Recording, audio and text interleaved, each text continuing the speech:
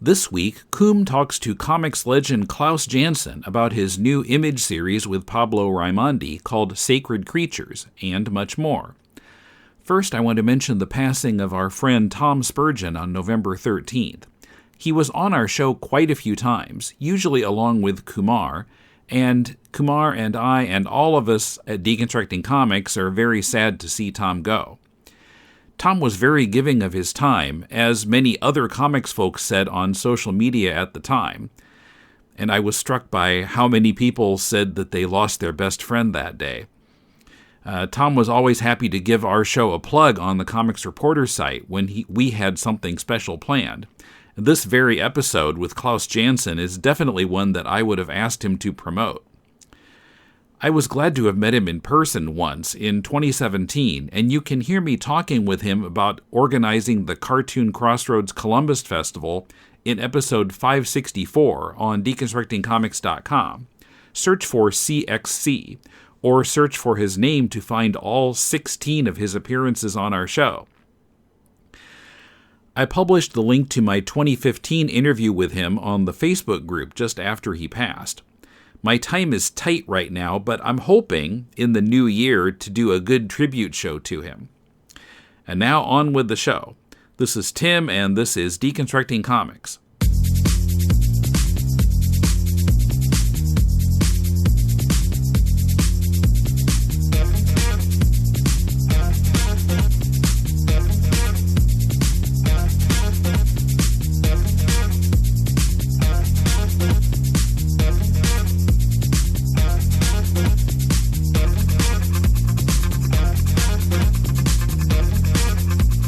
It's Koom for Deconstructing Comics, and I'm talking on the phone to Klaus Janson in New York. Hi, Klaus. Hey, hi, Koom. How are you? Really good, thanks. First of all, a couple of things. Thank you so much for finally letting me catch up with you. Okay. And two, on behalf of myself and other people, thank you for your work. In case I forget to say that during the interview or it doesn't come out somehow, myself and other people that I know are so enamored of what you've done for comics, in comics, with comics, that we have to say thank you to begin. It's very kind of you, and I really appreciate that gesture and that sentiment. So thank you. Yeah, not at all. I remember you saying that you think of yourself as, and tell me if I'm misquoting you, as a medium-sized fish in a big pond, and I was kind of surprised. I mean, I know you have a kind of humility, which is partly why I'm very fond of talking to you, but I was a bit surprised to hear you say that, because you've outlasted many people, I think. I have outlasted a lot of people, and we could go into what I think the reasons are, but I'm not a big person who believes in having a huge ego, and quite the contrary. I've tried to manage that through my life. I think that even earlier, I don't know how much you want to get into this, but earlier in my life, like in my 20s and 30s, I was rather grandiose in terms of compensating for a lot of insecurity and feelings of, low self-esteem. But, through therapy and analysis, I really learned a lot. And I find that, the middle range is comfortable to me. And, like I say, if you look at my career, I like to say that, I managed to claw my way to the middle. And, I'm okay with that. That's great, and it actually sounds very genuine. I would like to get at some of that stuff if you don't mind, because I generally do in my interviews. And then one other thing you said to me was that in not all interviews, they ask you generally the same kinds of things. And I went through some of your previous interviews, both in print and in video, and you were bang on. Like 90% of the questions I had were already answered. So I was thinking, why not sidestep some of those questions and look at some of the things which I like, which is more of like a free-form look at your journey and who you are, which I think would be very rewarding for your fans as well, if you're okay. But you can always push back if you feel like I'm being too invasive or too personal or what have you. But what you just said right now is exactly the kinds of things that I love unearthing in these interviews. Well, you know, I can appreciate that, Koom. One of the things, or one of the reasons why I tend to, I don't know, kind of steer away from podcasts or interviews in general, you know, above and beyond my sense of humility, if you want to call it that. I just find that it's difficult to be authentic. And I have, you know, I just don't feel comfortable being inauthentic. So I'll do my best. I'm with you there. I cringe when I hear myself on these recorded interviews because it feels way more interesting and genuine in my head. But anyway, a question I had, which I thought was interesting, was you've often said in interviews that you immigrated to, I think it was Connecticut, as a kid. How old were you when you left Germany? I was 5, or just about 5. So that's fairly young. Do you think you retained anything of a Germanic culture, either through being in the home of German parents, or just being 5 when you left? There's really no way that you can escape the cultural influences of the German background, and certainly, you know, my mother had, to her dying day, she had, you know, a thick German accent, and you know, just a measure of how indoctrinated we can become. But I think that, you know, if there's any stereotype in terms of German culture or German sociological effects, I'm relatively disciplined, you know, in that way. I did visit Germany once a couple of years ago, and I was surprised to find that they had a sense of humor. I thought I was the only one. So that stereotype is out the door. And that's not it's a very dry sense of humor. When I was in Berlin, I think there's a stiffness there, despite the sense of humor. I remember my tour guide being so rigid and marshalling us that it almost kind of ruined it in a way. But I could have been extra sensitive. I mean, you know, I did find that you don't have that stiffness. Yeah, well, thanks. Yeah, I don't. I think I'm a little looser than that, and it's annoying when somebody becomes, you know, Teutonic on you. You know, it's not pleasant, and I'm aware of that. So it's funny that when I was a kid, I was, you know, this was back in the late 50s, early 60s, and America was still going through a very anti-German feeling. And, you know, they had a lot of war shows on TV, you know, Combat is the one that I particularly remember. But it really gave me a feeling of being the other. And, you know, I got beat up a lot as a kid, some of which was based on, you know, anti-German feelings, and it formed a lot of my understanding of what it feels like to be a minority or to be ostracized or to be the other, and that was a real, for me, it was a real education. Well, you talked about having this kind of grandiose persona to compensate for insecurities when you were in your 20s. Could a lot of that have stemmed out from those early feelings as a kid of being the other? Yeah, and you know, I think that you know, I was. Well, you know, I was raised by a parent who, you know, I don't want to slam the deceased too much, but I was raised by a parent that was extremely narcissistic, and once you understand what narcissism really is and the effects that it has on the kids, you understand that there's a lot of compensation going on. That without getting too much in the weeds, the parent or the caregiver does not imbue the child with a sense of self-worth. That the whole point of narcissism is to be the dominant and rejecting caregiver. So you form ways to compensate for that, and I'm not giving it the attention right now that it deserves. This particular paradigm. But you can see the damage that a damaged personality can do when you look at President Trump.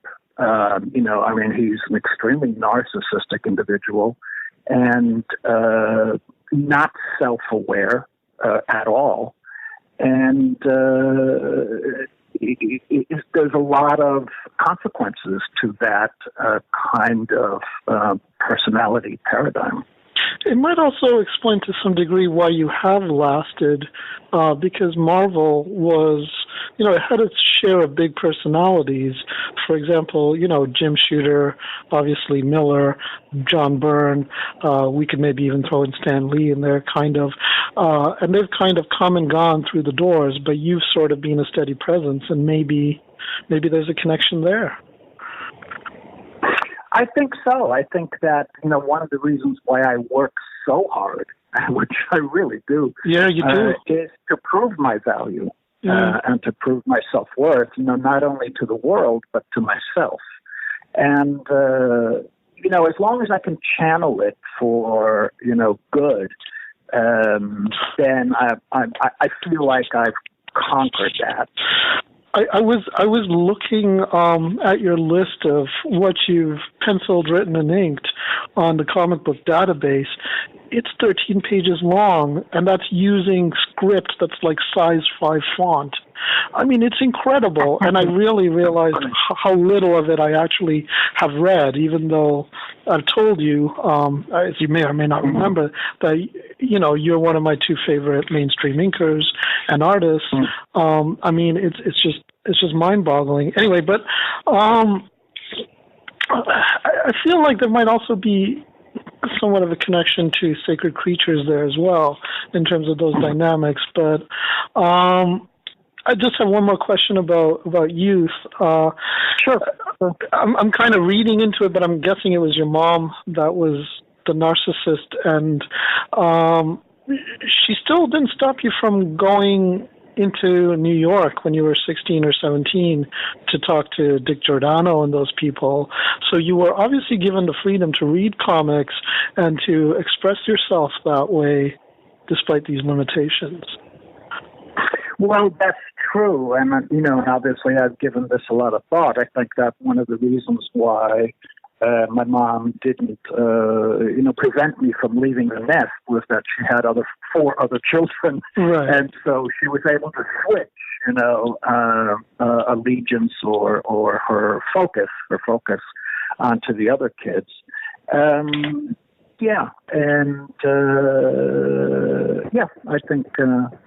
think that would be the answer to that. Yeah. The other thing I would say is that, art and comic books was something that no one in the family understood.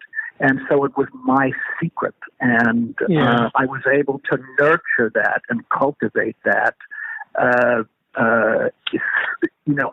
it was out of sight from everyone. And, I would often be, in my room or up in the attic somewhere, working on pages and drawing on pages. And my mom didn't really understand it. so she left it alone. Well, that was the same for me, too. I mean, being Tamil, the character of our people is very, very severe, very seer.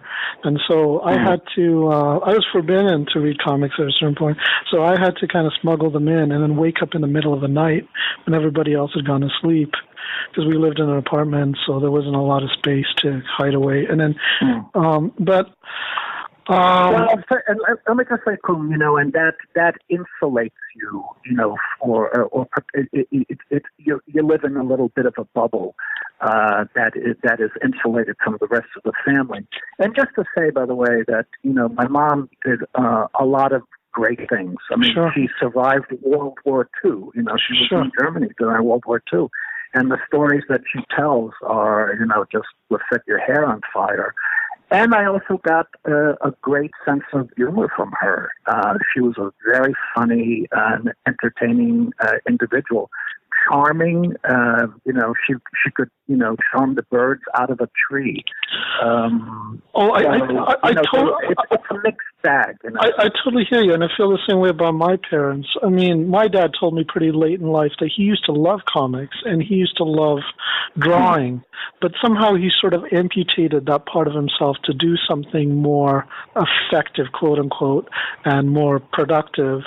And I also found out that his older sister, who's still alive, used to be a art teacher in public school, which I didn't know until very, very, very recently. So it's something that runs in the family, but I had no idea. The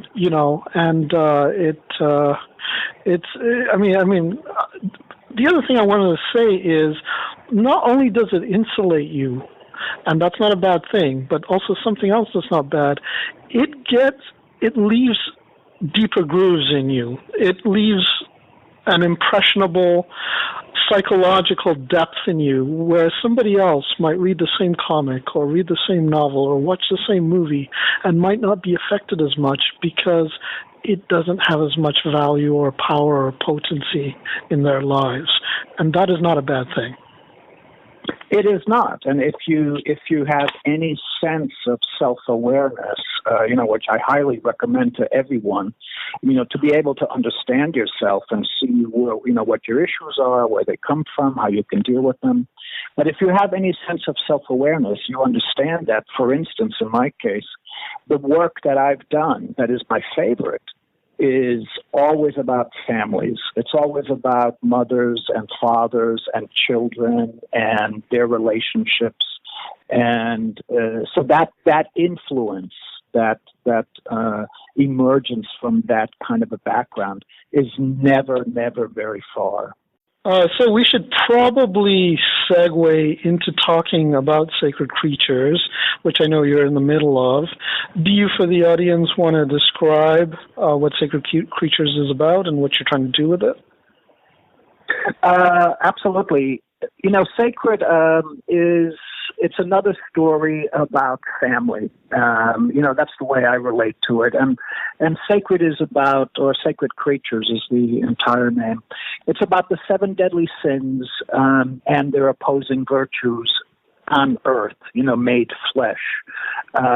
So it's a large cast, a lot of characters. We have a character called Naviel, who is a fallen angel, and it's her job, or it was her job, to manage and control the sins and the virtues, so that they don't get out of control.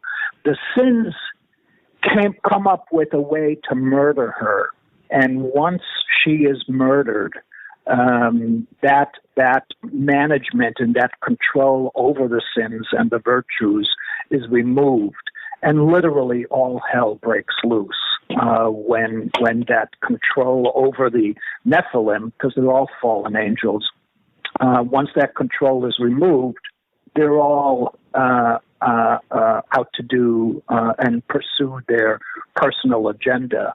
The main character that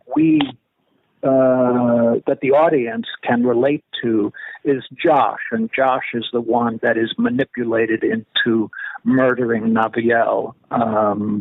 So we follow the story basically through his eyes, and the characters that are connected to him, his girlfriend's mom, etc. But it's an enormously large cast, and I think that it's a dense read. I think you would probably agree with that, right, Koom? It's rather dense. I didn't realize until later that you'd actually plotted the early chapters to be really long. But yeah, it's a long read, yeah.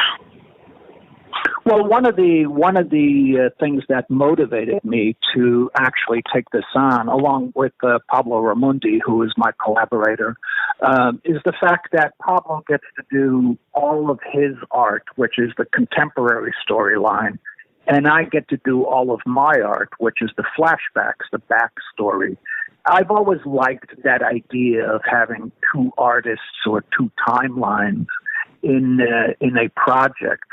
And that was definitely one of the things that appealed to me. I mean, Pablo and I have talked about doing other projects, and we have other things sort of in development, but none of them have that two artist kind of dynamic, which I really like. Yeah, and what's nice about it is there is something about your style that evokes something a bit older in comics, and his style that very much speaks to what I think of as the current look in comics. So you do get a real feel of a shift in time. Your pieces are less in terms of length. Was that a conscious choice on your part? It was a choice on both of our parts. The issue that I'm working on now, which is the second issue of the second volume, we've done the first issue, has my part is about 15 or 16 pages long. So it totally depends on what drives the story. That is what determines the length of any segment. And we've decided also, not to cut back and forth as much, but just rather to do the contemporary storyline linearly and the flashback, the background story also linearly. So it's really like getting two comics in one, if that appeals to the audience. Well, I think a big part of me is trying to piece it together. So I just want to go back to, you mentioned Josh Miller, Sure. who's why him, and why is he able to kill Naviel with this ancient dagger or weapon, whereas the other fallen angels, the sins, cannot? Well, the Nephilim have restrictions on them and on their behavior, which is where Naviel comes in. Yeah. It is her job to manage them, and one of the things that they cannot do is they cannot kill themselves. They cannot themselves kill. Also, they can't reproduce.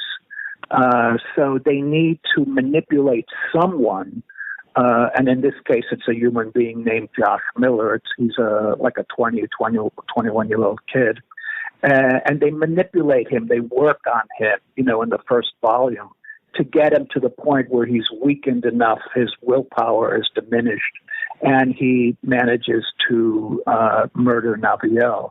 So none of the other Nephilim can kill each other. That's part of the restriction on Sure, them. but why Josh? Did you just want a nebbish, like somebody who'd be pushed around?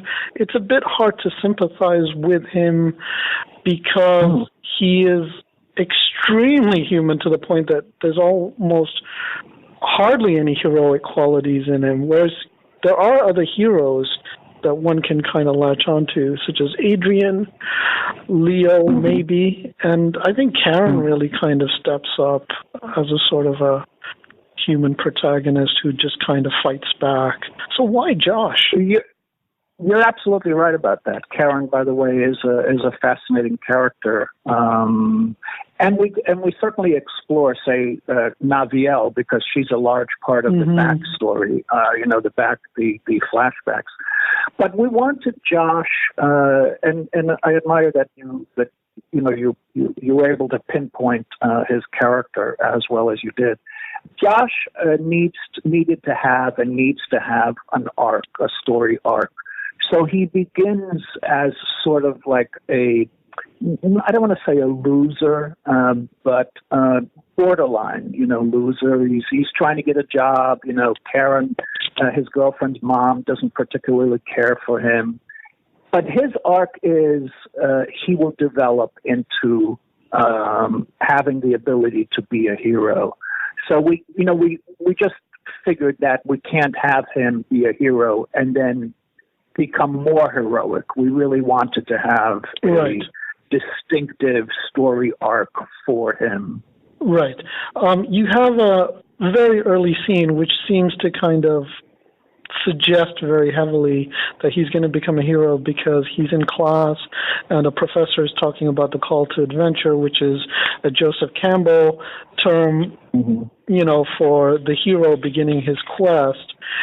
But in many ways, he doesn't seem like a Campbell-esque hero, except that really the Campbell-esque hero could be anybody. So why not Josh? I wanted to ask you about, this is one thing that I found really interesting. So as I was reading your sections, which begin, let me just ask a couple of questions first. So, some of the things like King Nimrod, Shinar, Sodom and Gomorrah, those are names I've heard of, but things like Nephilim and some of the other names, are they invented or are they from the Bible? No, the Nephilim are mentioned in the Bible, and that word is mentioned in the Bible. And the Nephilim are basically the angels, and I hope I'm getting this right, but the fallen angels that survive on Earth after the fall of Lucifer. So are they ones that supported Lucifer? That's a good question. We were very careful to not get too deep into biblical references because then, we would have to start, and we've run up against this. We'd have to start talking about, God and what role does God have in this series, and we didn't want to go that far. Got it. So we're taking, to use a word that you use a lot, which I love. We're sort of using the ephemera, what's left over rather in terms of biblical references. But we also we also wanted to kind of give it some sort of a historical anchor. So Sodom and Gomorrah, were places that at least Pablo and I believe existed, in history. So we can pull in historical references, but we tried to stay away from too much religious references. Got it. And so what you've got in sort of your backstory, some of the segments that you do, is that the Nephilim have breeded with humans, and because of that, the Great Flood has happened, which has destroyed almost all of these sort of in-between entities as well as the humans, and then these Nephilim and some of humanity have survived and are rebuilding. Naviel imposes this stipulation that the Nephilim cannot go into the city. Yet that's what they're drawn to, and I like that because there's this real idea that vices breed in cities. And then we've got the ancient cities around Mesopotamia and the Indus Valley. And then because they're trying to get rid of her so that they can really kind of run rampant, you've got New York in modern times. And I found this really interesting because it kind of casts New York as like one of these great ancient cities, these biblical cities that are just, in terms of their nature, run with vice and corruption and seediness and all of the worst, aspects of human nature. Is that what you were going for? Were you trying to say something about New York in this way? That's a good point. I think that New York certainly has influenced both myself and Pablo, we both live in the city. Right. And God knows, if you look back at my earlier work, especially things like Daredevil or Batman, sure. It's very architecturally involved. There's a lot of, I love buildings. I love architecture. I love locations. I try to be accurate about all of the settings that are in the story. I don't think we're trying to make a larger point about New York being, a hub of sin, but I think that that's a good point. I'd have to think about that a little bit. I think that's an interesting point. Well, could we detour a little bit and maybe talk about you being a resident in New York ever since you started working at DC? I think was your first editorial assistant job or something like that. Am I wrong about that? I got hired at Marvel. I guess this was maybe 71 or 72, somewhere around there. I got hired at Marvel to come into the office and apply Zipatone, which is gray patterns, to some of the old monster stories that they were doing from the 50s, and they were reprinting them.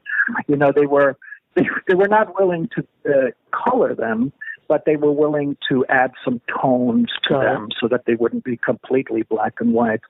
And so I had a little desk in the corner. I don't even actually remember how this all happened, but I had a little desk in the corner, and I just remember, using like a razor blade to cut the Zipatone and pasting it onto stacks of old Kirby and Ditko, monster stories. And Rich Buckler had a desk nearby, and he saw my portfolio. I think everyone saw my portfolio because I was just so passionate about, showing my work and trying to get work. And Rich asked if I would be interested in inking him on the Black Panther, or Jungle Action featuring the Black Panther. And of course I said, yes. And we went around that very day, or right after he and I had that conversation, and we were chasing Roy Thomas down the hallway, because, everybody's running around with their hair on fire. Mm-hmm. We chased Roy Thomas down, and I remember Rich saying to Roy, hey, this is, Klaus. We want him to ink Black Panther. Is that okay with you? And Roy said, yes. And he's getting $40 a page, which I thought was pretty funny. So, you were getting it all happened in like a 40 a page to ink. Yeah, $40 a page in 1971. Yeah, that was the beginning rate. That sounds all right. To me, that doesn't sound so bad for an 18-year-old or whatever you were. I would have done it for less, I mean, there was a time, just you're talking about New York. I lived on the Lower East Side in a classic basement apartment, where I would watch feet going by my window, the little sliver of a window. And, basically my diet was, hot dogs and beans for like a year or two before I started making any money where I could, buy something that was actually healthy. Well, if we're looking at 1971, that means you've been there for almost 5 decades. And so you've seen New York through the taxi driver years, the Giuliani years, the massive inflation in real estate years, and whatever we're at now. And so when I saw you at the New York Comic Con recently, that was my first time visiting since about 2012, and so I was trying to gauge whether the city had really changed a lot. Toronto has. Toronto is almost unrecognizable now compared to a generation ago, but I don't know that it has. You see more screens, and definitely there's a contemporary version of whatever the yuppie lifestyle is that's going on. But I was just curious how you felt about the city and being a denizen of the city and somebody who's lived there for half a century, what you've seen, and how does that relate to your art and, your work in comics? New York is, first of all, I think that New York has changed radically in both its socioeconomic kind of status, the inability or the difficulty for middle class or lower middle class to exist in a place like Manhattan or Brooklyn, Queens. All the boroughs are incredibly expensive. Mm-hmm. But I was lucky enough to get in sort of when it wasn't that, when Soho, there were still artists enclaves in the Lower East Side or in the East Village or in Soho, warehouses. There were still squatters, people who took over brownstones that didn't have any legal right to be there. And there's none of that now. Everything is high rise. I'm sure you saw Hudson Yards from, the vantage point of the Javits Center and the New York Convention. That sprung up in an incredibly short amount of time. So I like it. I like the contrast between new architecture sitting next to old architecture. It's fascinating, to see steel and glass next to a Gothic cathedral. Mm-hmm. It's such a visual stimuli for me. So I don't really think I could really live anywhere else. But having said that, it's incredibly crowded. It's stressful, beyond anything you could really imagine. And you have to find a way to negotiate between yourself and the kind of life that you want and New York. When I was coming to New York in the 70s, I always thought that, that I would make New York, I would master New York. I would be able to conquer it. Mm-hmm. I don't think that now. I think that if I can coexist with New York, that's an accomplishment, because so many people come to New York and are defeated by New York. I mean, I see it all the time. So the ability to even coexist, with a level of comfort, is, I think, a fairly impressive accomplishment. I'll tell you that just as an aside, I don't live far from a Union Square Park, which is over on 14th Street. And in the 70s and the 80s and the 90s, it was referred to as Needle Park. Sure. Because that's where people would shoot up and do heroin. Reed had a song on his first album about going to Union Square to meet his connection, yeah. That's absolutely. Is it Waiting for the Man or is it another one? Yeah, I think so. Yeah. I'm not sure, but it might be that one, yeah. Yeah, and Lou Reed knew about that. I mean, Andy Warhol had his factory on the west side of Union Square, but so that was Needle Park, and you would never go there and have anything to do with it. Now I go because there's the best farmers market in Union Square. So that's what's happened to New York in the last 40, 50 years.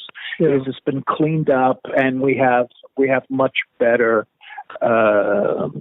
food, restaurants, farmers markets. I stumbled onto that farmers market when I was there, and I got one morning when I didn't have to cover panels and I could just walk around New York, and I just stumbled onto it, and I was like, I totally don't remember it being like this. And I bought some great apple juice. That was like it is funny because you think of what this was 30, 40 years ago, and how things have changed. Yeah. And you have to say, if you get rid of a a heroin shooting, park, and you have a farmer's market. That is better, I mean, it is better. Well, Toronto's become like that. It's just you don't have the old beside the new. All you have is the steel and glass.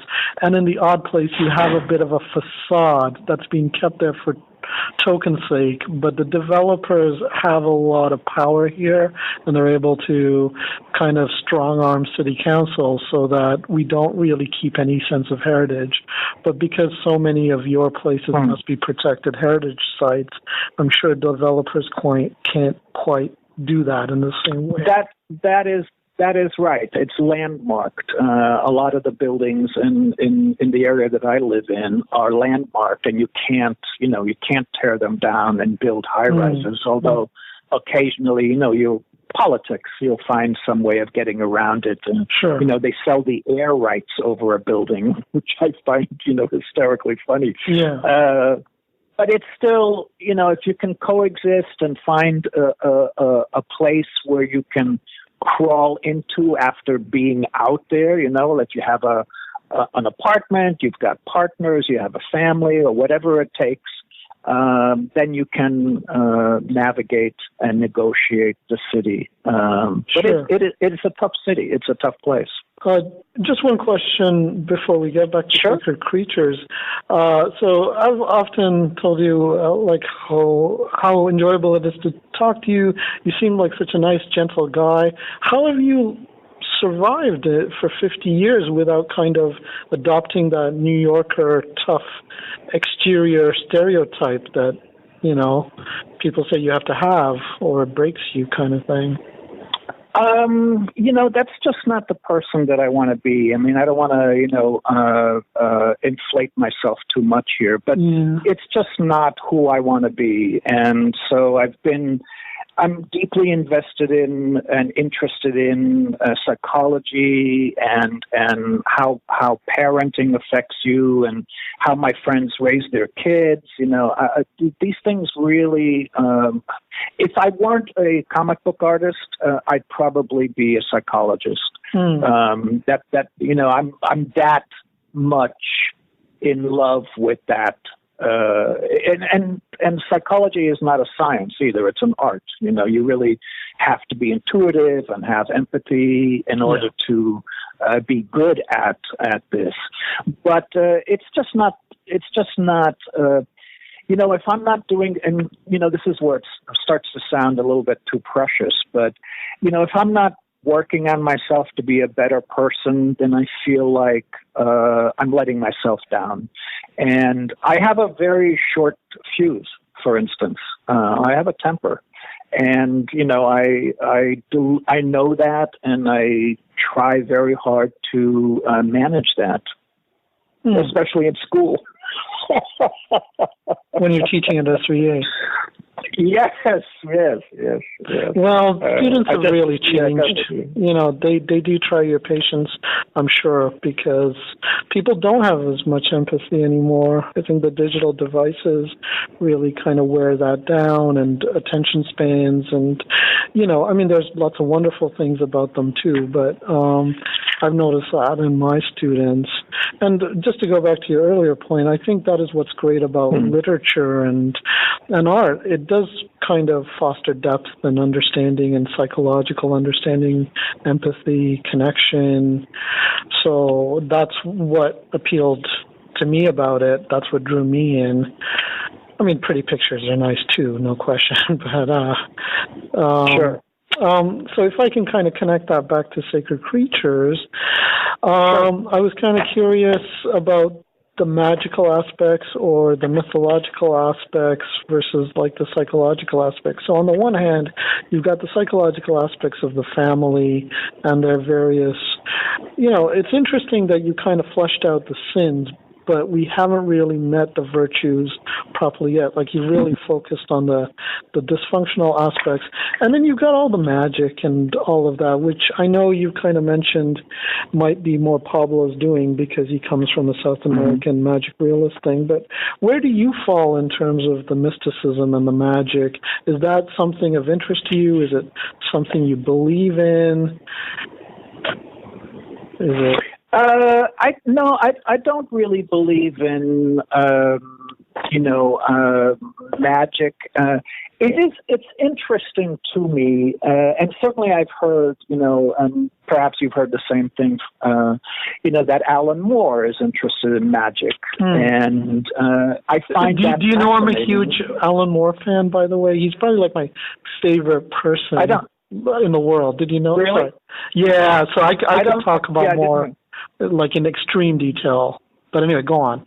Well, then, but you know more about him, or you know more. You know more about Moore than I do. So what he is interested in magic, right? And he's a practitioner, if I'm not mistaken. Yeah, and I've met him. I don't know him well, but reading about him and having interviewed him and, having met him very peripherally, that book I sent you, he gave me a blurb on the back of it. I'm so forever grateful for him just for that. But the thing about him is he's so down to earth. Like, you watch any of his interviews, like he's not like you, but there's something very similar in terms of neither of you are really big personalities. You're not, in terms of, bigging up yourselves and stuff. The thing about Moore, though, he's a bit of a performer. And the thing about him is also he really tries to connect everything on a very, very, very, very deep level, on a cosmic level and a very deep psychological level. So the magic is not really magic in the way we think about it. It's a way to approach creativity. And because I think he couldn't be satisfied with just, following like a Julia Cameron book or something like that about the artist's way, I think he had to go into the Kabbalah, and he had to, so he talks about these things in very kind of complicated ways. And though I don't believe in any of that, I find his work so instrumental and instructional, and his attitudes towards life, because he's deeply concerned about politics and ethics and, all of that kind of stuff. So I find that so inspirational without having to, and I've said that in letters to him. I don't get why you, he really likes Aleister Crowley, and he really admires some of his works, although I don't think he likes him as a person. I think it's more like his explorations into how the word can mean different things, and so there's a lot of like poetic things going on there. So I don't know if that answers what you were beginning to say, but I will say that there are elements of what you're referring to that I find fascinating. Yeah. It would be absurd to think that I know everything there is to know about reality or life. So would you classify yourself as an agnostic then? In terms of religious viewpoint? Yeah, I would. Yes, I would. Okay. I find, occasionally I'll dip into something, referring to mysticism. Like I'm fascinated lately by numbers or synchronicity, and that if you do keep your eyes open, you see things and that are odd. Synchronicity, numbers repeating during a day or something like that. And I have no belief or system that would explain that, but it's fascinating. I am aware of things that might be out of my range in terms of understanding. Right. I think I'm a bit skeptical, or I'd have to say that I don't really need to know the answers. There's a great line in the Once and Future King where he's talking about Guinevere as a middle-aged woman, and he says, women get to this point where they no longer need to answer the question of whether, they believe in God or not, or whether God exists, but you find some way to just kind of get through life. Was this Christina? Please call the main office. Sorry about the announcements. I'm obviously at work. That's right.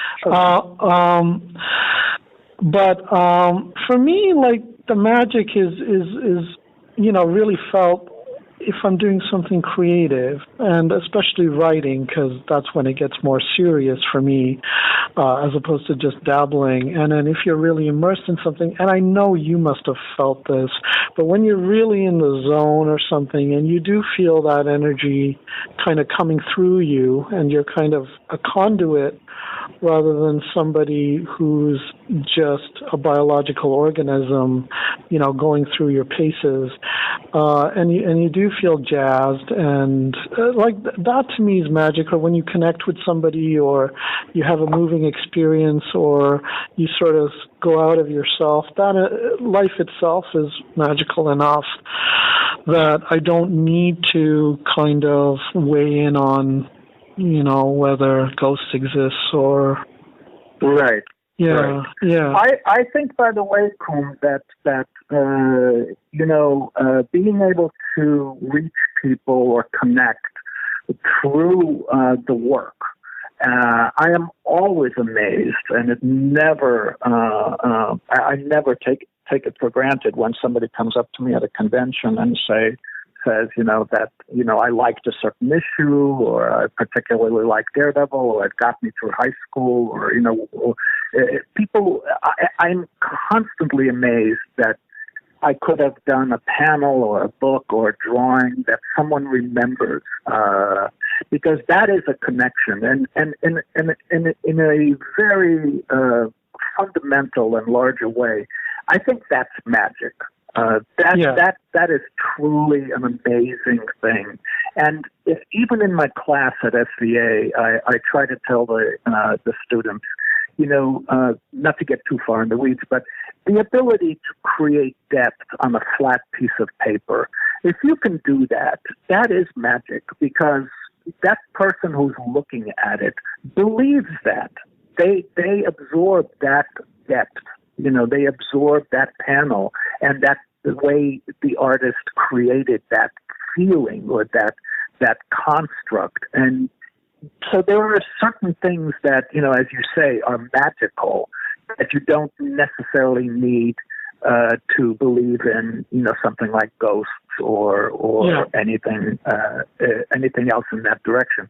Although I'm open to it, please, let's have a ghost, visit me. I would love that. I'd freak out, but wow, that would confirm a lot of things, wouldn't it?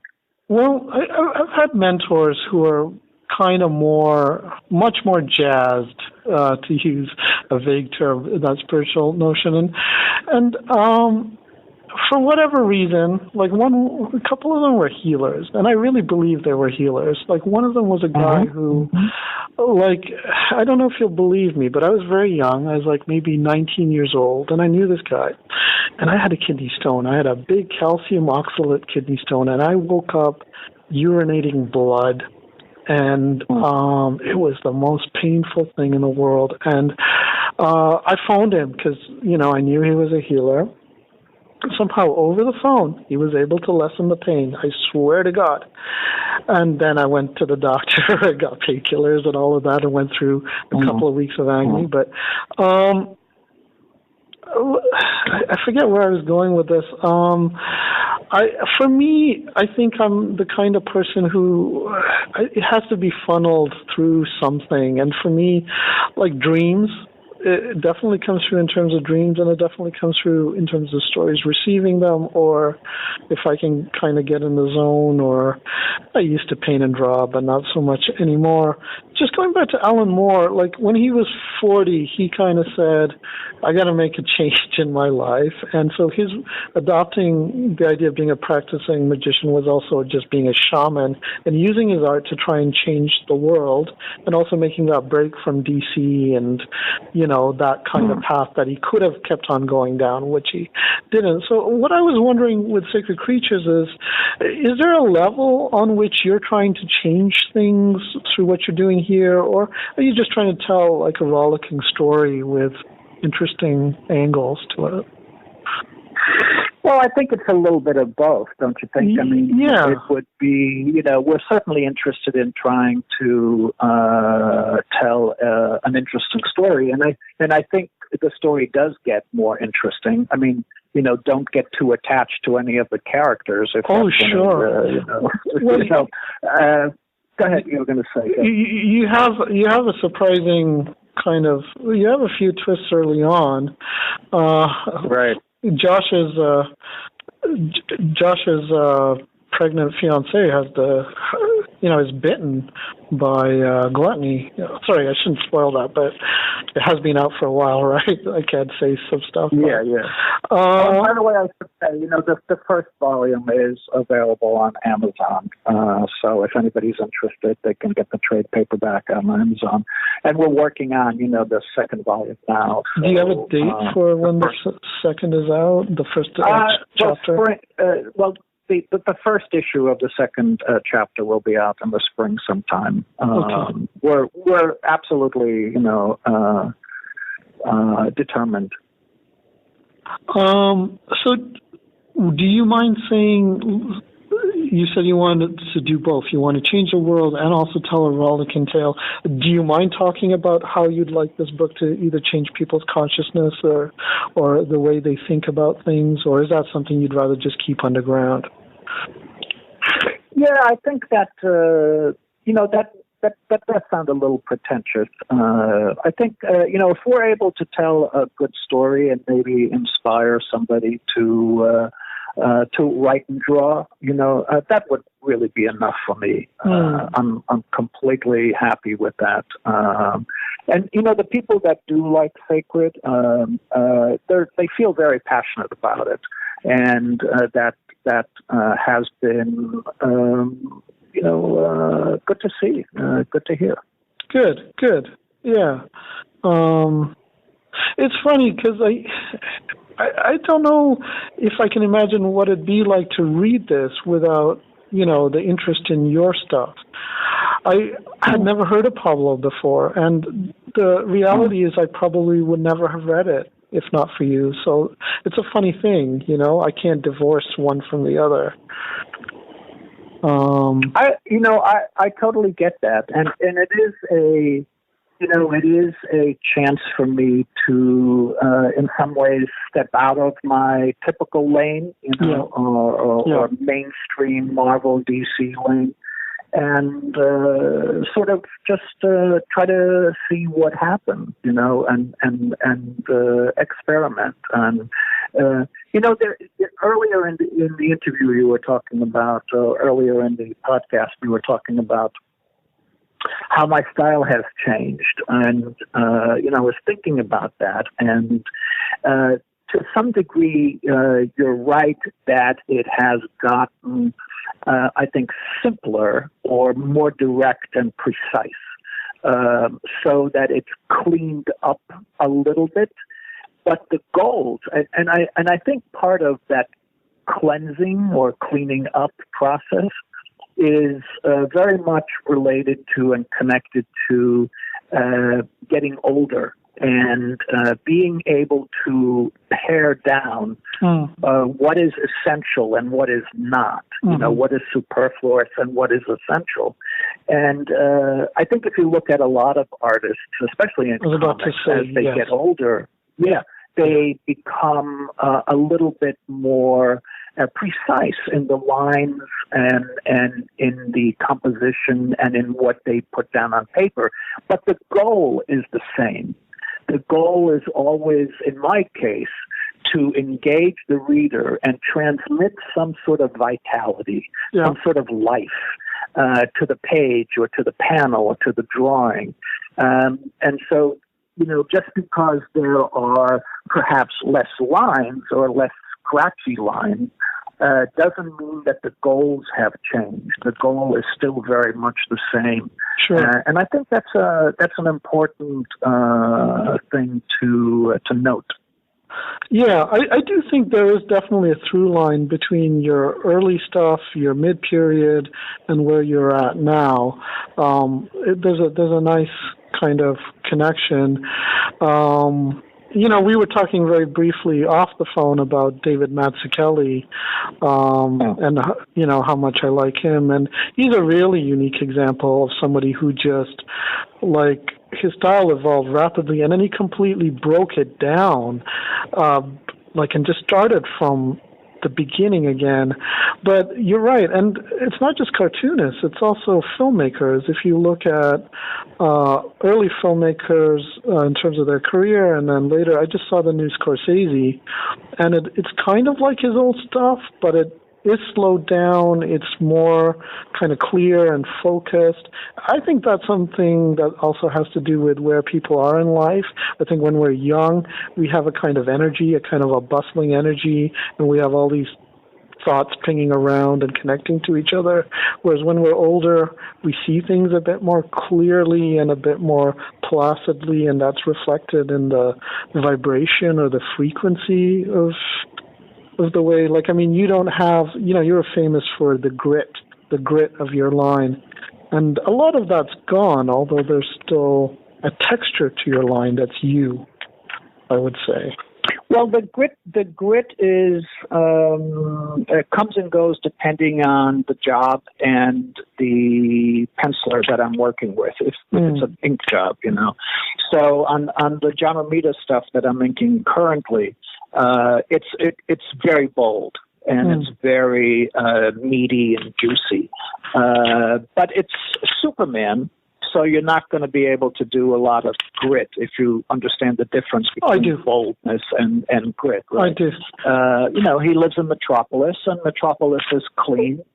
Gotham is dirty, so there's a difference in terms of approach. And you can actually see the difference in the 2 issues of Batman that John and I did, and then we jumped onto Action Comics, and they're quite different. Gotham is in the rain, and Metropolis is, it never rains in Metropolis, so it really does depend on the approach. And I would say that I'm very aware of the different approaches that pencilers have, and that I would not want to bulldoze, my way onto what they're doing. I try to respect what pencilers are doing and bring out what they are trying to do. Sure. Did you ever see Bill Sienkiewicz's inks on Superman? They make him look, or the pages look like no other Superman pages ever. They're really interesting. I forget who the penciler was. Bill's, Bill is amazing. Yeah. I would, and I think that he might be one of those people that, they're just a genius, or certainly borderline genius. Genius is a term that's thrown around a little bit too often, but if anybody deserves it, I think Bill certainly does. Singular artist, yeah. Coming up, more of Koom's talk with Klaus Janson. First, thanks to all our supporters at patreon.com/deconcomics, more classic episodes of Deconstructing Comics have been unlocked, all the way back to episode 46, and I'm releasing them at the rate of 1 per week in reverse order. This week I'll be republishing episode 82 from July 2nd, 2007, in which Mulele, Patrick G., and I discuss the perceived possibility that the Big Two could move in to take over the webcomic space.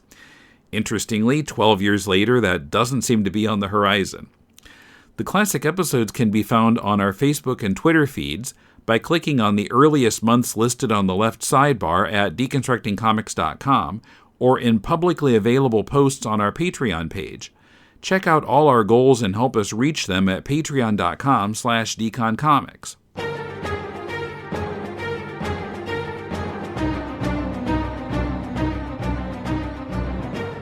Welcome to the Superman Fan Podcast. My name is Billy Hogan, and I will be your host.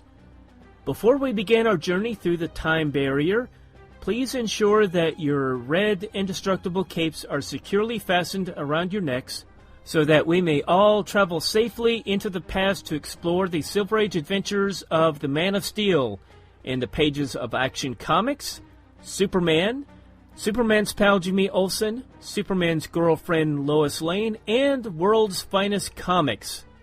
After we return from our journey, I encourage you to go to the website, thesupermanfanpodcast.blogspot.com.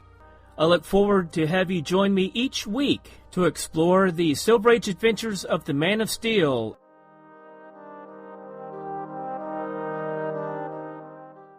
One thing I was noticing about your art, because I was trying to think in my head, how can I break Klaus's art down?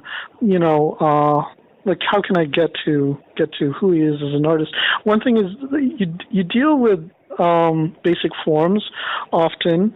You don't go for anything too flashy. I know that in interviews you really stressed the importance of clarity.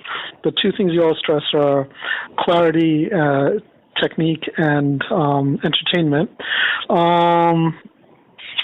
But I think you use more bold strokes later on in your career. What I loved about your early part of the career was there's more of a sense of feathering, texture, fine line work that often was not solid but had a kind of a wavy thing to it without really being a smooth wave. It was like that very particular Jansen inking that nobody else inked like, but it had that texture and had all the unfinished lines, the razor blades.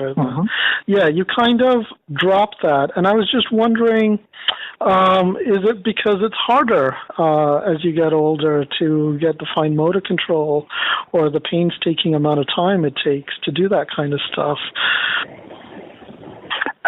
No, it certainly isn't true in my case. I mean, I know that there are not a lot of, but I know that as one gets older that your ability to create a certain line or your ability to create a certain effect or your ability to control your hand, diminishes. Sure. And I have to say that has not happened in my case, knock on wood. That's amazing. Yeah, I'm extremely grateful. And that could be, one of the reasons why I've lasted as long as I have. I think the quality of the work, the quality of the work that I'm doing over at John Romita Jr. right now, I think is as good as anything that he and I have done. I mean, I could be deluding myself, but... What are you working on with him? Well, we did 2 issues of Batman that came out. I think it was Batman 80 and 81. Okay. And now we're working on Action Comics with Brian Michael Bendis, who's writing it. So we're in the middle of the second one. So the first one hasn't come out yet. Okay. I always felt to some degree, too, that once you started working with Romita Jr., you sort of somehow kind of melded with him a little bit. So whereas your own art had more of a, just Romita Jr. has very strong, striking, basic forms, you also kind of tended towards that way, very pronounced mouths, eyes, expressions. But I don't know. That's just probably me reading into it. I mean, your collaboration with him now goes back years. So, well, I think that. And by the way, John has only gotten better.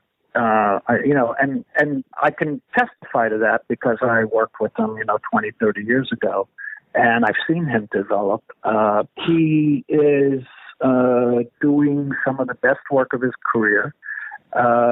I think that he is an enormously underrated artist, even with all the accolades that he does get, absolutely.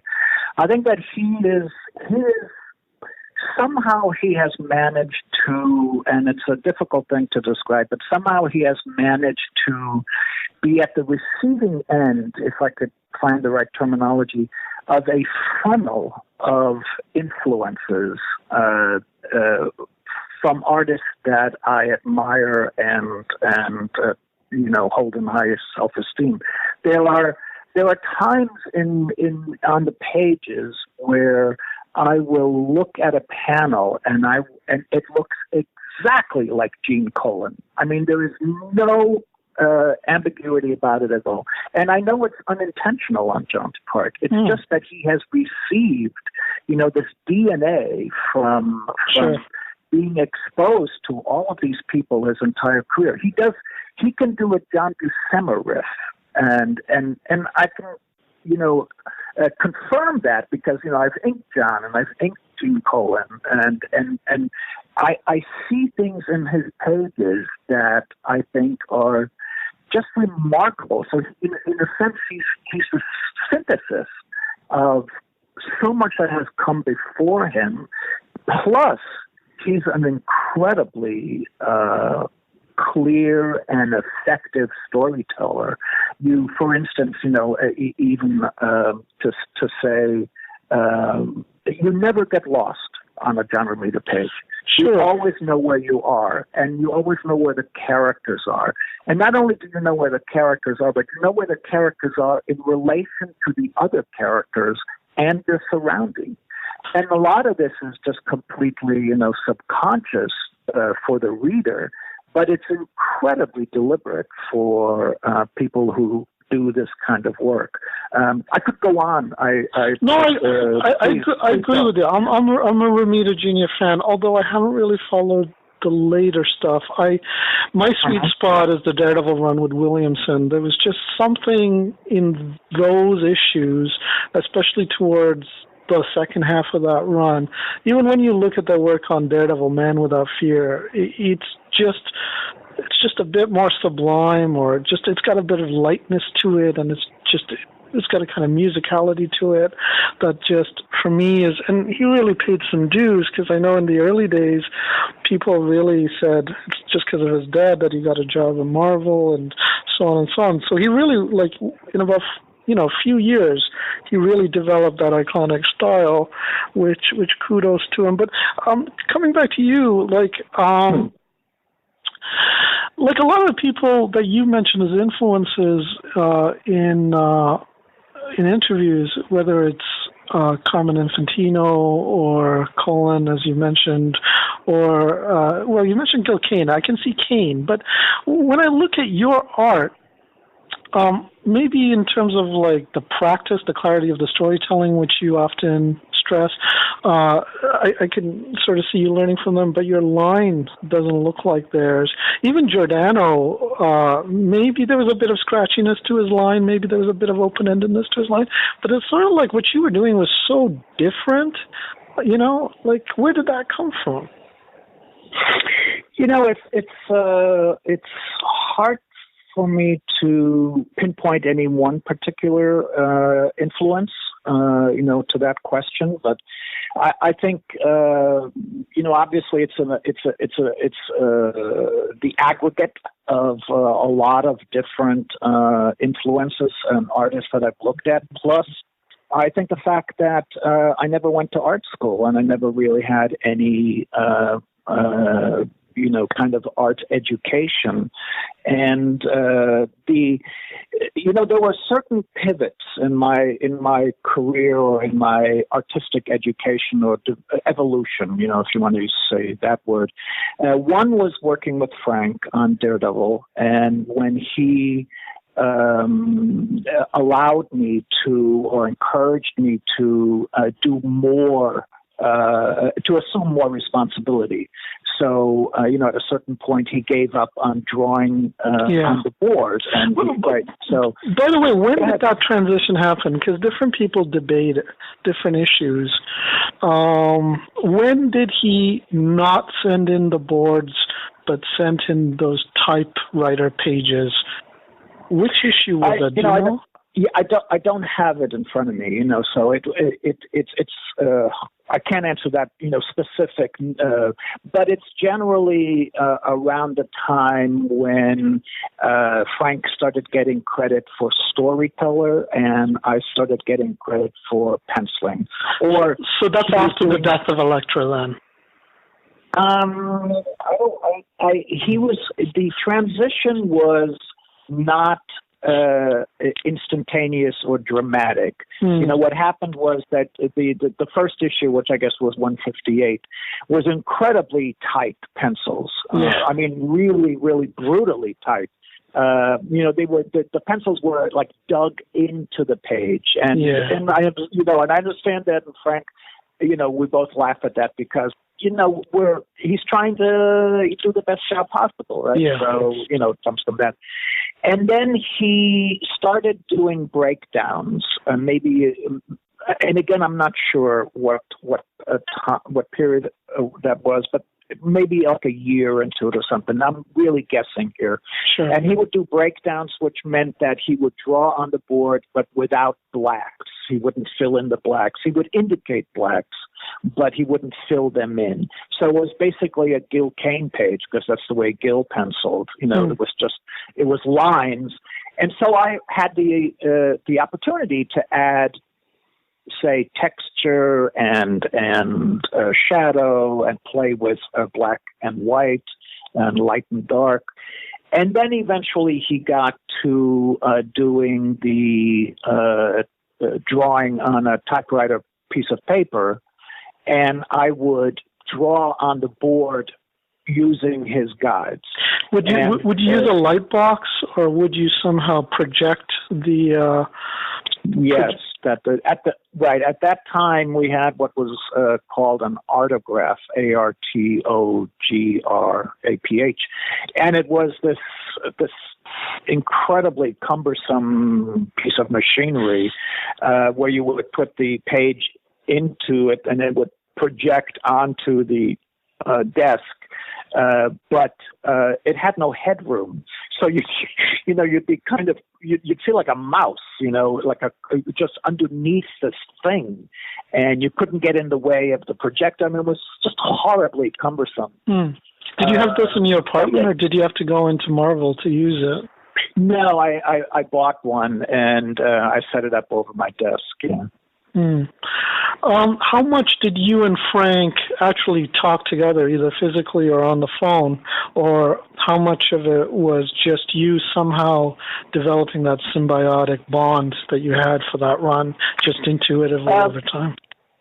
Let me just say the second pivot, the first pivot in my evolution was working with Frank on Daredevil. The second pivot was teaching. Because I realized I didn't know anything. Sure. And I really had to study and learn. Was this teaching at SVA or before SVA? Yes, at SVA, right. Which was like 91 or 90, somewhere around there. And so I really had to step up in order to educate or try to teach these kids, something. So those two things made me a better artist. But in terms of Frank, and just to say, we just had dinner last night, which was great. It was great to see him. But in terms of Frank, Frank has a much better memory than I do, and I'm often amazed at the interaction that we apparently had at that time, because he remembers it really much more than I do. He mentioned last night, for instance, what was it? Oh, that when he got onto the book on Daredevil, that he called me up and asked me to stay on the book. And I remember nothing. I don't remember that at all. I have no memory of that whatsoever. There was another thing that he... Maybe you're too busy being grandiose. I'm just kidding. I was gonna say, I hope this isn't too self-aggrandizing, but there was and I do remember this when he mentioned it to me. I do remember this, that Frank came over to my place. We lived about 4 blocks apart. At wow, 4 blocks. Time, yeah. Yeah, it was really awesome. And Frank lived in... You could have run across the rooftops to each other. That's a great image. I should use that somewhere. And Frank talked about, just mentioned that there was one time when we got together in my place, and I had this really like a 400 square foot studio, which I loved, but it was so tiny. And we discussed inking techniques. He wanted to ink, I think he was about to ink some Electro stuff. And so we went through, my approach and, what I do and tools and nibs and stuff like that. And when he mentioned that to me, I do remember that. But I don't have a lot of, we used to hang out. We'd go out to dinners occasionally. we'd meet in the office often. There's a lot of funny stories about, office adventures and stuff that happened. But at a certain point, he moved to Los Angeles. Yeah. Right. And I did not. So, that kind of put a barrier, between us, I guess. Well, wasn't there also a kind of a barrier because of what happened on Dark Knight Returns? I would not characterize it as that. I would say that, what happened on Daredevil and Dark Knight was that it's if you want to know the story about Frank and Klaus, God, that sounds horrible. Should I tell you what I've read and you can correct me, or should I just shut up? Yeah, Frank and I are in a really good place, and to bring up honestly half the stuff that you've read is bullshit. Okay. So there's that. Well, do you mind correcting some of it for the record? Because I do mind. I don't enough. want to. Yeah, it's fair enough. There's a certain thing. Yeah, there's a certain privacy. I don't want to feed the beast. Okay. I got you. That's the way I feel about things. Then we leave it. Yeah. Sure. Okay. Yeah. It's great that you guys are. I mean, I noticed it like when I was at the New York Con recently, where I saw you. I went to the panel with Frank for Cursed, his young adult novel. Right. And he was there with Tom Wheeler, right, his collaborator on that. Mm-hmm. And I think what tends to happen is that all of the audience attention gets directed to Frank. All of the questions get directed to Frank. And I think that dynamic kind of seems to happen. And I guess it's unavoidable because, and I'm guilty of this too, right? Like the man is worshipped, and he's like a larger-than-life figure, and what he writes and draws is operatic, and his life also seems to have gone that way, even though he didn't start that way. I would say that you two have some stuff in common, including the stuff about maybe feeling insecure as kids, taking refuge in comics, and then coming down to New York and sort of just talking to people and, just kind of eventually getting gigs as a result of enthusiasm plus networking. So there's commonalities there, but in other ways you seem so different. So when I see you, I saw that video of you two at Midtown Comics 2 years ago where they're doing the Q&A, and everybody's just sort of directing towards Frank, and he's leaning into the mic, and you're sitting on the side.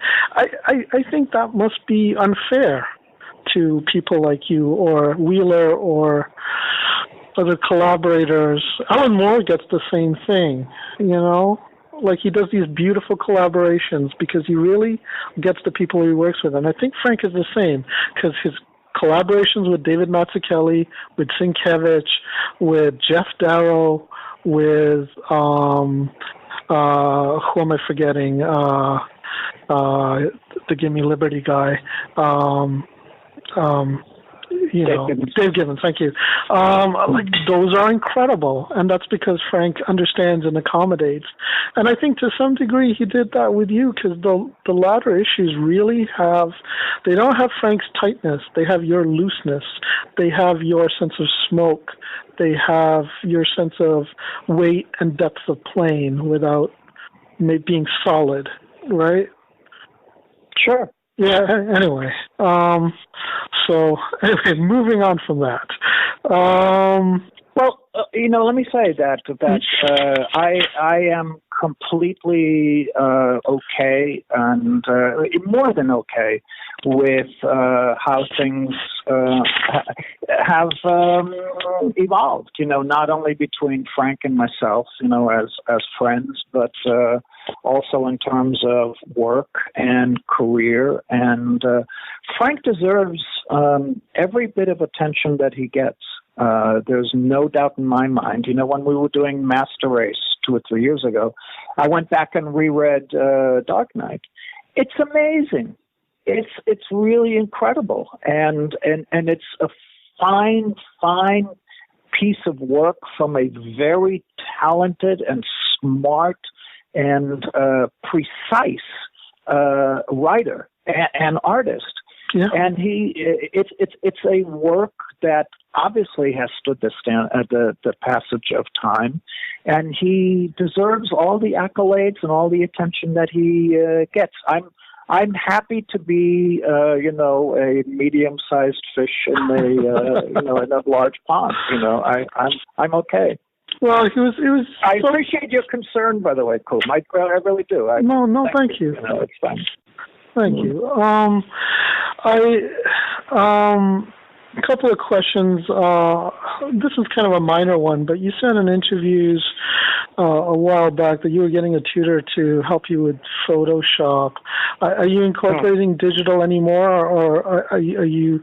Is it that one brush and that one nib that you kind of fly on? Well, the work I'm doing with John on action and on Batman is mostly traditional. Although I would say 10% of it, the effects, rain or some texture or some zipatone will be digital. But I'm using Clip Studio. Photoshop was just too unfriendly for me, apparently. And I used a lot of digital on the Von Fries project that's coming out in 2 weeks that I did with Sean Murphy. So that had much more digital work in there. And I think, the next couple of issues of Sacred are going to have even more. It's, to my way of thinking, when I finally got the hang of it, which took me a couple of months, I'm so impressed with the technology and with Clip Studio and with digital in general. And I'll say this to you, which is it seems funny, just coming from someone like myself. I don't know how anybody did any good work before digital came along. Honest to God. There's so much you can do with digital, and zooming in on faces and being a better drawer, as a result of it, is amazing to me. But having said that, I would never give up traditional tools. Well, there was Go ahead. Yeah, I was just going to say there was a student of mine, which you may know, James Herron, whose work I love. Yeah, I was going to ask you a question related to him, but you go ahead. There was nothing I could really teach him. He was one of those guys, but he had a wonderful saying, which was that the art is born in the inking. And I thought that's I don't ever want to lose that. Gotcha.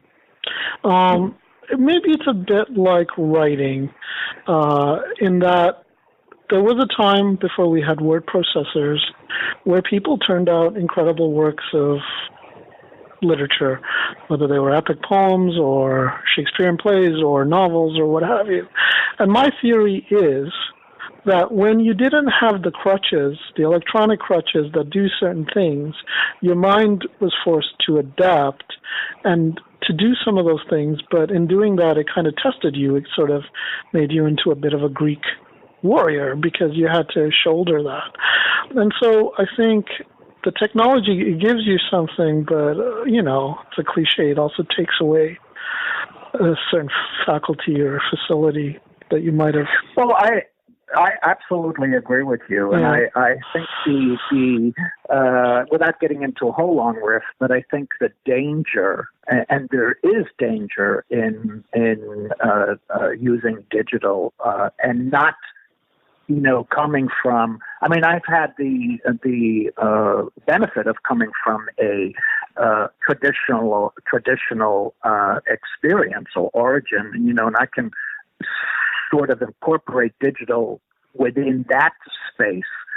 But people who don't know how to use a brush or don't know how to use a nib are really missing something. And the danger in using digital exclusively is that the work starts to look the same among all artists that are using digital. I agree. They're using the same. Then yeah, okay. Then I rest my case.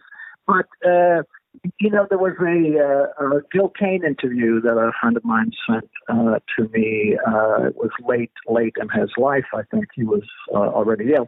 But he started the interview by saying that those that succeed essentially succeed because their work is idiosyncratic, meaning that it's unique. It doesn't look like anybody else.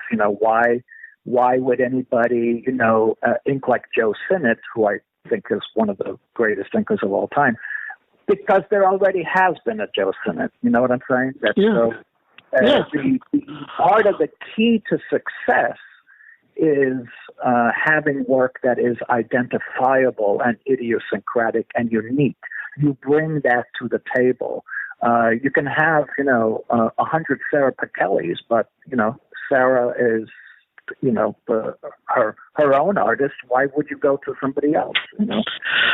Well, because some people don't have whatever it is that's strong enough to, build its own identity, and sometimes you just really moved by. Sure. Yeah. Well, I'll be the first to tell you, Koom. I built mine on Neil Adams and Tom Palmer and Dick Giordano and Wally Wood and Gil Kane. So it's all a synthesis. Well, that brings me to my James Harren question, because once again, a lot of these guys, I could see the connection to Kane, because there's a kind of an angularity to his composition and to his line that I could see in your earlier stuff. But like James Harren, I had to look him up because I didn't know his stuff, because you mentioned him in another interview. I was like, wow. This stuff is very detailed. It's very attractive in its way, but it's also very kind of cartoony, for lack of a better term. And I think you have a predisposition towards expression over classicism.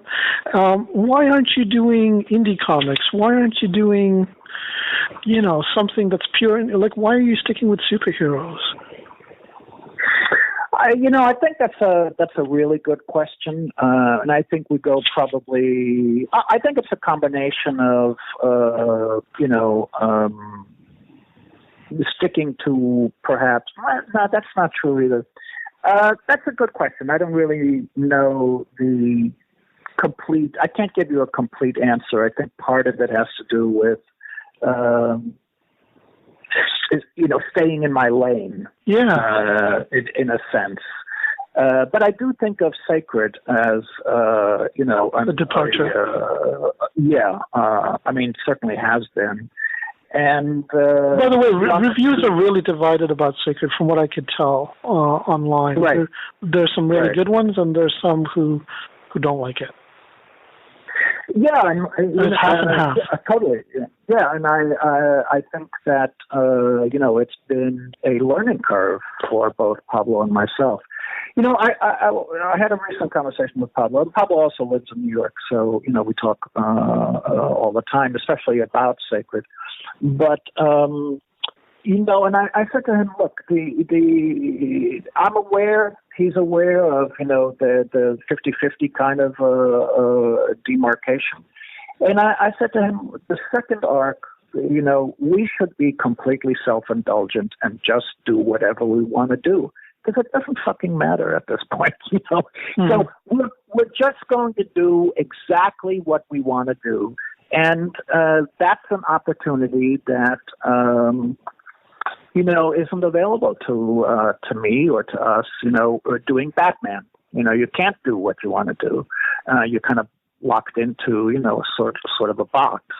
And I like the idea of being, completely self-indulgent, and just being as authentic, with my art and with my storytelling as I possibly can be.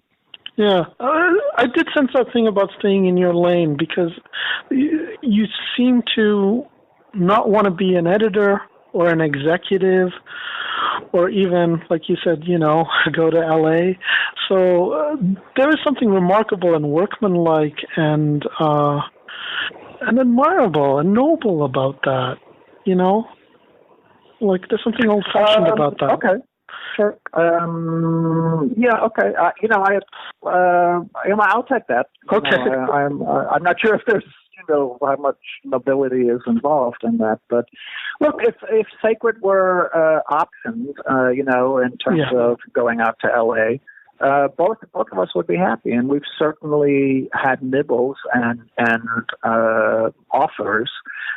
Nothing that appealed to us, because I think you probably know that it's a struggle to retain a certain amount of control over the property and stuff.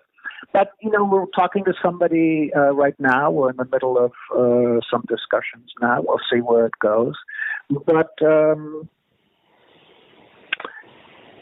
I'd like to think that, within my lane, I've done a certain amount of experimentation and I've extended my reach, I think. So within the context of my lane, which is, mainstream comics, let's say, I think that, my work has not been boring or repetitive. At least I hope so. That certainly has been my goal, to be alive, to be constantly trying something or thinking about something. And it's taken me a while to say, and I'll say this, and maybe it is my grandiosity, but for somebody at the stage of my career, to learn how to do digital is, I think, impressive. Something along those lines, And again, I'm jumping out of my humble lane here. Sure. But that's part of trying to keep fresh and competitive and alive and relevant. I think that's the best word that I can come up with. I'm extremely ambitious, and I still feel as ambitious, if not more so, than when I was, 20 or 15. I remember posting on Facebook once that I love talking to Klaus Janson, and then Karen Green said, "Me too," and it really is so refreshing to talk to somebody so grounded, and you are genuine, and you are wonderful. You really are. Oh, okay. Well, thanks, Koom. It's really nice of you to say that. I appreciate it. This would be. Let me say, it makes me feel that the work that I've done, on being self-aware and on myself, has been worthwhile. So I appreciate that a lot. This would be a great place to end, and we're at the hour mark, but there's one question that I have, if I may ask, and it's just sort of out of the blue, but I grew up as a kid being a Punisher fan. I'm not one now, but I was back then, and you did the first 5 issues of the Punisher Unlimited series. I was wondering, I always felt like you got that job because of the Child's Play story from Daredevil, but I know that you've also said you kind of gravitate towards darker characters. I was just wondering if ultimately that book wasn't a good fit. Did you choose to leave? Did they take you off? Did you have an issue with the MO of the Punisher and the politics of his killing people? What happened there? Did you like the job? I loved the job. I liked, especially having the opportunity to pencil and ink, something, which I'm always on the lookout for. Yes. So, I try to pick my projects, the penciling projects and the penciling and inking projects rather, very carefully and very deliberately. But I kept on falling, how should I say this? Yeah, it just was one of those situations where it was. I felt that my work was not as good as it should be, and that the pressure of doing a monthly book or every 6 weeks, as it was something that I thought I did not manage well at the time. And so I thought it would be, actually best to leave. And one of the things that did happen was, because I think I can say this without any fear, I wanted to be more involved in the stories. And for whatever reason, that wasn't possible.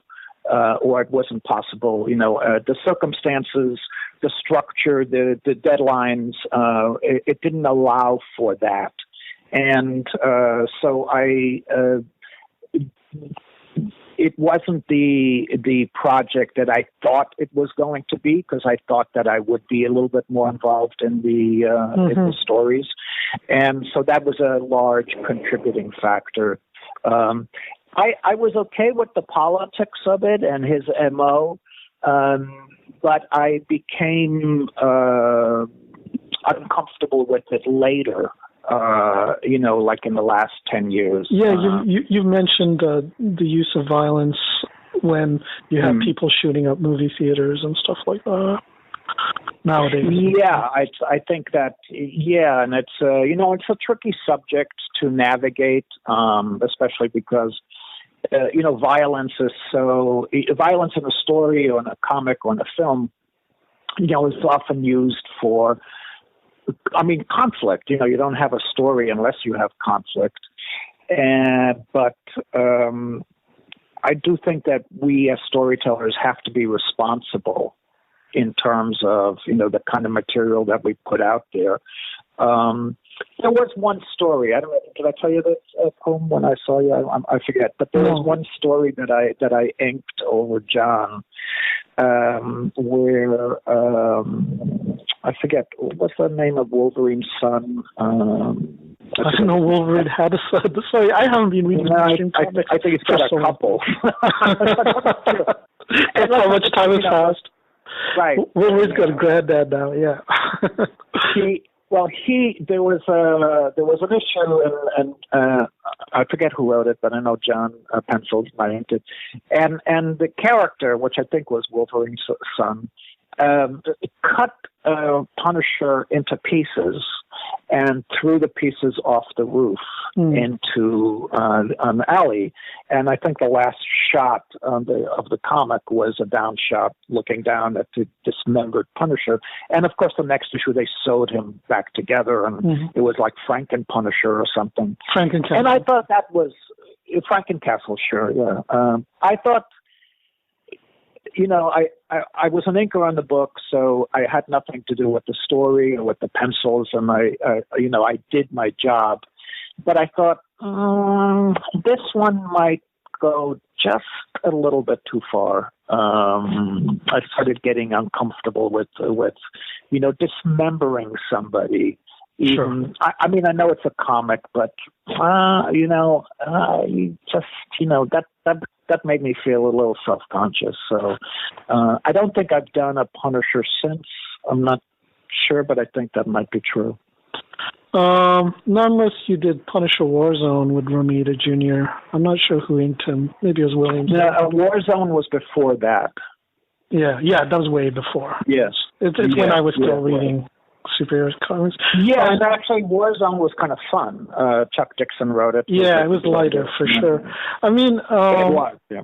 The 5 issues you did was an interesting time because there was still some gravity to the Punisher then, although it seemed, even as a kid, I could tell that they didn't really know what to do with him. So you had the story that sticks out is the Jim Jones riff, like that story still sticks in my mind, even though I haven't actually looked at it for decades.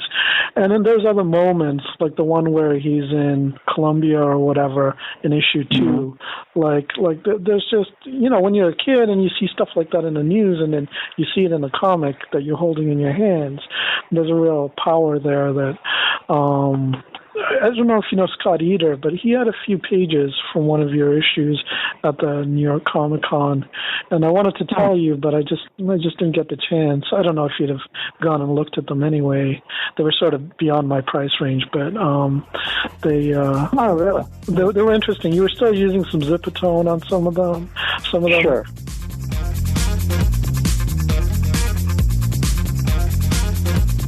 Sacred Creatures by Klaus Janson and Pablo Raimondi is published by Image. Let us know what you think. Email us at mail@deconstructingcomics.com. Tweet us at deconcomics. Like our Facebook page or join our active Facebook group. We'd also really appreciate your supporting us with a pledge on Patreon. Find us at patreon.com/deconcomics. Can you think of one person you know who would enjoy what we're doing on Deconstructing Comics and Critiquing Comics? Send that person a text message right now and let them know about our show. Thanks. If you're looking for some constructive feedback on your comic, send it to us and Mulele and I will critique it on our spin-off podcast, Critiquing Comics. Send it to mail@deconstructingcomics.com. We'll read at least 30 pages of it and critique it on the show. Critiquing Comics will return in December. We're taking next week off, but in 2 weeks, Koom interviews longtime comics writer and editor Ann Nocenti, or, to be more accurately Italian, Ann Nocenti. Till then, this is Tim, and thanks for listening to Deconstructing Comics.